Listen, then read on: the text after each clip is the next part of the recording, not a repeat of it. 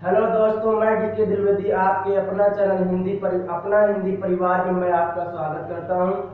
देखिए साथियों, यहाँ पे हम लोग हिंदी की क्लास पढ़ रहे हैं। मैं बार बार आपको बताता हूं कि जो लोग इस चैनल को सब्सक्राइब ना किए हों सब्सक्राइब कर दें, और मित्रों ज़्यादा से ज़्यादा आप सब शेयर कीजिए और लाइक किया करिए ना। और बार बार मैं कहता हूँ, अगर कोई भी क्वेश्चन आपका हो उस क्वेश्चन को आप कमेंट बॉक्स में या इस व्हाट्सएप नंबर पे आप शेयर कर सकते हैं, या कोई थोड़ी चीजें ना समझ में आई हो तो आप पूछ सकते हैं। चलिए स्टार्ट करते हैं क्लास के बारे में। कल की क्लास में हम लोग क्या पढ़ेंगे, तो कल की क्लास में हम आप समास के बारे में चर्चा कर रहे हैं। समास आप पढ़ रहे थे। समास में आपको बताया गया था कि समास का जो अर्थ होता है वह आपका संक्षेप होता है, ये आपने पढ़ लिया था। अगला हम बात करते हैं समास के परिभाषा के बारे में जानेंगे। आपने कहा था कि सर जी, जब हम समास में समासिक पदों को अलग अलग करते हैं तो वह हमारा समास विग्रह कहा जाता है। और इसी के साथ समास 6 प्रकार के होते हैं, ये भी आपने पढ़ा हुआ था। पहला समास के बारे में पढ़े थे। पहला समास जो था वह आपका अव्ययी भाव समास था, इसको हम आप पढ़ रहे थे। थोड़ा ध्यान देना, यहाँ पे हमको आपको समझना है अव्ययी भाव समास के बारे में कि अव्ययी भाव समास है क्या या किसे कहते हैं, ये समझ रहे थे। थोड़ा देखना, कल इसको बताया भी गया होगा आपको अव्ययी भाव समास के बारे में कि ऐसा समास जिसमें पूर्व पद क्या होता है, अव्यय होता है। आपने यही पढ़ा था, ऐसा समास जिसमें पूर्व पद अव्यय होता है तथा उसकी क्या होती है, प्रधानता होती है, उसे हम लोग क्या कहते हैं, अव्ययी भाव समास कहते हैं। कहने का मतलब पूर्व पद जो होगा वह आपका उपसर्ग होता है। उपसर्ग कहें तो प्रा, प्रति, भर, यथा, अणु, ये सब आपका होता है। चलिए ठीक है, अव्ययी भाव समास का टाइप 2 पढ़ लेते हैं, इससे भी क्वेश्चन आता रहता है। समझना, अव्ययी भाव समास और क्या कहता है। कभी कभी कुछ ऐसे आपको समास मिलेंगे कि जब आप उस समास का हम आप विग्रह करते हैं तो दोनों जो शब्द होते हैं, या क्या मतलब दोनों जो पद होते हैं वो एक ही शब्द होते हैं। फिर समझना, मैं यही कह रहा हूं, कुछ ऐसे समास होते हैं कि जब आप उसका विग्रह करते हो तो दोनों पद जो होता है वह क्या होता है, एक ही शब्द होता है। तो आप क्या बताओगे, ऐसा समास जिसमें दोनों पद, ऐसा समास जिसमें दोनों पद एक ही शब्द होता है उसे क्या कहते हैं, अव्ययी भाव समास कहते हैं। फिर से समझ लेना मित्रों, आपने यही पढ़ा, ऐसा समास जिसमें दोनों पद एक ही शब्द हो उसे क्या कहोगे, अव्ययी भाव समास कहते हैं। कैसे, जैसे आप सबके यहाँ आता है, लिखा गया हो हाथों हाथ, ये शब्द है। थोड़ा समझना साथियों, यहाँ पे आपका क्या है, हाथों हाथ शब्द है। अब इस हाथों हाथ शब्द है, जब इसका हम आप विग्रह करेंगे तो जब विग्रह करोगे तो इसको अलग अलग जब हम आप करेंगे तो हाथ धन हाथ क्या होगा साथियों, हाथ धन हाथ। हमने कहा क्या, ऐसा समास जिसमें दोनों पद, मतलब ये पूर्व वाला पद और ये उत्तर पद दोनों क्या है, एक ही शब्द क्या होना चाहिए साथियों, एक ही शब्द हो, एक ही शब्द हो ना, तो उसे क्या कह दोगे, उसे अव्ययी भाव समास कहा जाता है। फिर समझना, अगर कोई कहे ऐसा समास जिसमें दोनों पद एक ही शब्द हो उसे क्या कहोगे, अव्ययी भाव। जैसे आप पढ़े होंगे दिनों दिन, क्या साथियों, दिनों दिन अगर मैं कह दूं तो आप कहोगे कि यहाँ पे दिन धन दिन हो जाएगा। अगर मैं आपसे कह दूं रातों रात, क्या कहा जाए, रातों रात, तो आप कहोगे कि सर जी जब इसका विग्रह करेंगे तो रात धन रात हो जाएगा। फिर समझना, आपने पढ़ा अव्ययी भाव समास में, आपने पढ़ा एक समास का अर्थ संक्षेप होता है, दो शब्दों को मिलाने से जो विकार हुआ वही आपका समास है। तो समास में अव्ययी भाव पढ़े जिसमें पहला पद अव्यय हो और उसकी प्रधानता हो, या ऐसा समास जिसमें दोनों पद एक ही शब्द होंगे वह आपके अव्ययी भाव होंगे। कोई दिक्कत है, देखना भैया, यहाँ पे आपको जो चीजें पढ़ाई जा रही है मैं आपको सूचित करता रहता हूँ, ये सारी चीजें एग्जाम की दृष्टि से इंपॉर्टेंट है। मैं इसमें कोई भी टॉपिक ऐसा बकवास टाइप का ना पढ़ाऊंगा कि जो एग्जाम में ना आते हो। सारे टॉपिक जो होंगे वो आपके एग्जाम से रिलेटेड होंगे ना। हाँ, इसमें हर एक चीज आपको समझते हुए चलना है, ध्यान से समझा करिए। ये आपने इतना पढ़ लिया। अब गई भाव समास हो गया। अब देखना आगे यहाँ पे दूसरा समास पढ़ेंगे, कर्मधारय समास के बारे में। दूसरा हम लोग चर्चा करेंगे किसके बारे में? कर्मधारय समास के बारे में। थोड़ा देखना, कुछ चीजें ऐसे हैं, कुछ समास ऐसे होते हैं जो अपवाद है। अपवाद का मतलब वो आपको लगता है कर्मधारय है लेकिन वो कभी कभी बहुब्रीहि होता है, या हमको लगता है कि सर जी ये द्विगु समास है लेकिन वो क्या होता है, बहुब्रीहि होता है। तो इन सभी जो समास हैं उनको हम लास्ट में आपको सारणी के माध्यम से समझाएंगे। देखिए यहाँ पे कर्मधारय समास समझना है। कर्मधारय समास होता क्या है सबसे पहले ये जानना है ना, इंपॉर्टेंट चीज। पहला फैक्ट इसका, इससे देखिए समास के परिभाषा से भी क्वेश्चन आता है, इसको भी समझते हुए चलना है। पहला फैक्ट क्या है? ऐसा समास जिसमें एक पद आपका चाहे विशेषण हो, एक पद आपका विशेषण और एक पद आपका क्या होता है, विशेष होता है, उसी को हम लोग क्या कहते हैं, कर्मधारय समास कहते हैं। समझ में आया? तो सबसे पहला फैक्ट क्या हुआ? ऐसा समास जिसमें एक पद विशेषण और एक पद विशेष होगा वह हमारा क्या कहा जाएगा, कर्मधारय समास कहा जाता है।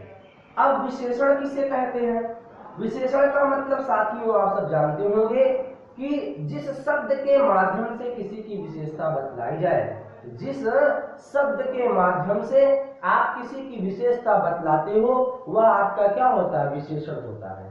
और जिसकी आप विशेषता बतलाओगे वह आपका क्या होगा, विशेष होगा। समझ में आया? तो कर्मधारय समास आप पढ़े। कर्मधारय समास में बताया गया ऐसा समास जिसमें एक पद विशेषण और एक पद क्या होगा, विशेष होगा। कहने का मतलब विशेषण में हमने बताया जिस शब्द के माध्यम से आप विशेषता बतलाते हो वह आपका विशेषण होता है, और जिसकी आप विशेषता बतलाते हो वह आपका क्या होता है, विशेष होता है। चलिए, जिसमें एक पद विशेषण विशेष होता है उसे कर्मधारय समास कहते हैं। सामान्यतः साथियों जब आप इस समास का विग्रह करते हो, सामान्यतः जब हम इस समास का विग्रह करते हैं तो है जो क्या आता है जो, यह आपका के समान शब्द आता है। क्या आता है साथियों, के समान शब्द आता है। समझ में आया? इस दूसरे चीज को हम लोग समझे। पहला आपने जाना कि ऐसा समास जिसमें एक पद विशेषण और एक पद आपका विशेष होगा वह आपका कर्मधारय होगा। आपने कहा ऐसा समास जब हम विग्रह करेंगे है जो या के समान आ जाए। कैसे? चलो ठीक है।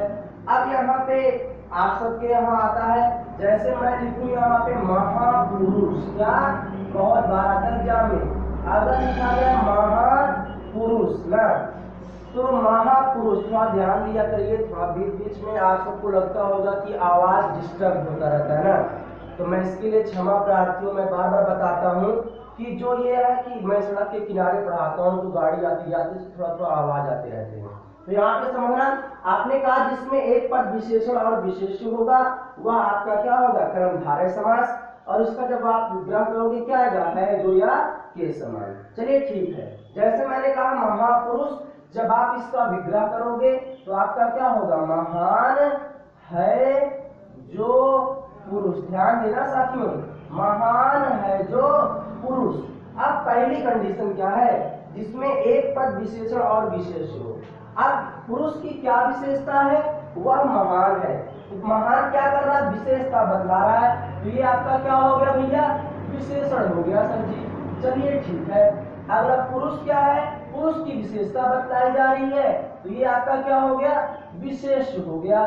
चलिए ठीक है। और है जो आया है ना, तो ये आपका क्या हो गया, कर्मधारय समास। जैसे आप सबके यहाँ मैं कहूँ चंद्रमुख, क्या भैया, चंद्रमुख। अब आता है चंद्रमुख, तो अगर इसको क्या हो जाएगा, चंद्र के समान मुख, चंद्र के समान मुख। समझ में आ गया? बार बार क्वेश्चन आता रहता है कि अगर मैं यहाँ पे लिखा जाए चरण कमल, क्या भैया, चरण कमल, जब हम आप इसका विग्रह करेंगे तो कमल के समान चरण, कमल के समान चरण हो जाएगा। अब देख लेना साथियों, यहाँ पे चरण की विशेषता वो कैसे है, कमल भी विशेषण हो गया, ये विशेष हो गया और है भैया के समान आ गया। जैसे आप सबके होता है कि आपका परमानंद, तो परम है जो आनंद, परमानंद का मतलब परम है जो आनंद। चंद्रमुख चंद्र के समान, कनक लता कनक के समान लता, समझ में आ गया। प्राण प्रिय प्राणों से है जो प्रिय, ये आप ध्यान देना।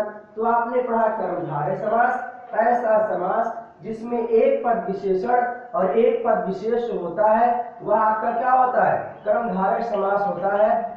ऐसा समास जिसमें एक पद विशेषण और विशेष होने से क्या कहते हैं, कर्मधारय समास ना। चलिए यहाँ पे ध्यान देते हैं अगला टॉपिक पे, तो एक और समास के बारे में जान लेते हैं ना। यहाँ पे समझते चलिए, थोड़ा भैया स्लो होता है, वीडियो जो होती है हम 15 मिनट से ज्यादा अपलोड नहीं कर सकते, क्योंकि अभी ग्रामीण क्षेत्रों में नेटवर्क की प्रॉब्लम होती है और आपको धीरे धीरे समझना भी है, तो कोई दिक्कत नहीं है, समय हम लोगों के पास पर्याप्त है, हम लोग पढ़ते रहेंगे। तो अगला समास की चर्चा कर लेते हैं, द्विगु समास। अब हम लोग क्या पढ़ेंगे, द्विगु समास, थोड़ा समझना है यहाँ पे। द्विगु समास आपने कहा कर्मधारय समास में जिसमें एक पद विशेषण और विशेष हो और है जो या के समान, आप उसे कर्मधारय कहते हैं द्विगु समास। द्विगु समास की सबसे पहली विशेषता, द्विगु समास में क्या होता है कि पूर्व पद क्या होता है, संख्यावाचक। क्या होता है साथियों, पूर्व पद क्या होना चाहिए, संख्यावाचक होना चाहिए। चलिए ठीक है, आपने कह दिया कि ऐसा समास जिसमें पूर्व पद संख्यावाचक होगा वह आपका क्या होगा, द्विगु समास होगा। और जब आप इस समास का विग्रह करोगे तो अंत में साथियों सामान्यतः आपका क्या आता है, समूह या आपका क्या आता है, समाहार शब्द, समूह या समाहार शब्द, समझ में आ गया। अंत में क्या आएगा, समूह या समाहार शब्द। तो ध्यान देना, द्विगु समास में पूर्व पद संख्यावाचक और अंत में आपका क्या होता है, समूह या समाहार शब्द। तो थोड़ा सा इस पे चर्चा कर लेते हैं और दो एग्जाम्पल कल भी पढ़ लेंगे इसका। जैसे आपका आता है दोपहर, क्या आता है एग्जाम में बहुत बार आया हुआ है, दोपहर, तो आप क्या कहोगे, दोपहरों का समूह, दोपहरों का समूह, दोपहरों का समूह। हमने क्या कहा, पहला पद क्या आना चाहिए, संख्यावाचक, और अंत में क्या है, समूह या समाहार। समझ में आ गया। ऐसे अगर आपका तिरंगा, तिरंगा में भी आप कह दोगे तीन रंगों का समाहार, तीन रंगों का समाहार, तो ये आपका क्या हो गया, द्विगु समास। थोड़ा ध्यान देना, आपने कहा ऐसा समास जिसमें पूर्व पद संख्यावाचक हो, अंत में समूह या समाहार आता है, तो वह आपका द्विगु समास होता है। तो कल हम लोग चर्चा इस पर थोड़ा और करेंगे, आपको क्लियर करेंगे समूह का मतलब क्या होता है और समाहार का मतलब क्या होता है, और थोड़ा सा कुछ एग्जाम्पल इसके और हम आप समझेंगे। समझ में आ गया। देखिए इन समास के भी भाग होते हैं, लेकिन आप कहो कि सर जी हम पढ़ते हैं कभी कभी समास के भी भाग मिलते हैं, तो अधिकांश एग्जाम में वो नहीं आते हैं, जो आपके एग्जाम में आते हैं वो इम्पोर्टेंट है। समझ में आया। चलिए ठीक है, तो यहाँ पे आप सब इतना पढ़िएगा, कोई दिक्कत होगा कमेंट बॉक्स में जाकर के या नंबर पे व्हाट्सएप करेंगे। ज्यादा से ज्यादा आप सब शेयर कीजिए, सब्सक्राइब करिए और सभी लोग घर में रहिए, सुरक्षित रहिए। धन्यवाद।